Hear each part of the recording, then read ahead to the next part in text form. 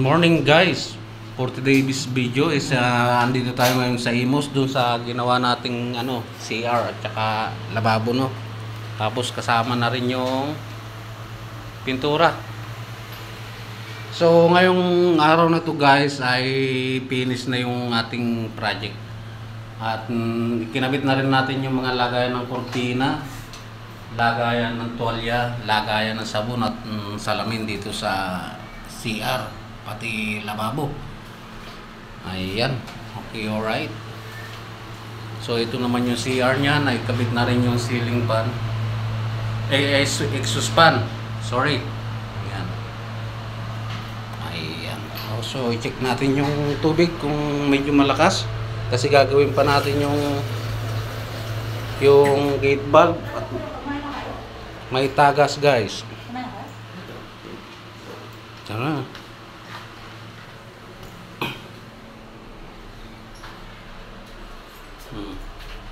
So check natin. Ayan, malakas naman.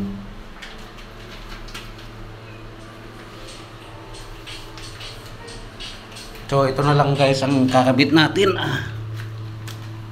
Sira kasi yung gate valve nila, may tagas. Siguro yung pinakahuli niya sa loob natipak na. Okay, alright.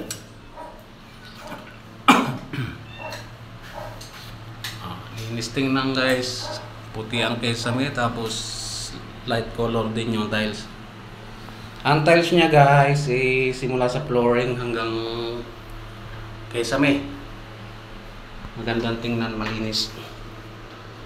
Tapos yung gumawa rito guys, yung cellphone niya iniwan na lang dito.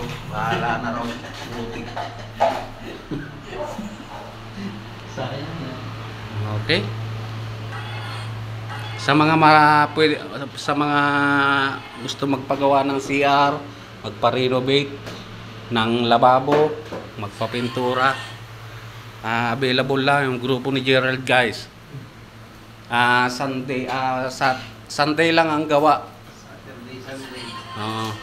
Every Sunday lang po ang gawa sa mga gusto magpakontrata.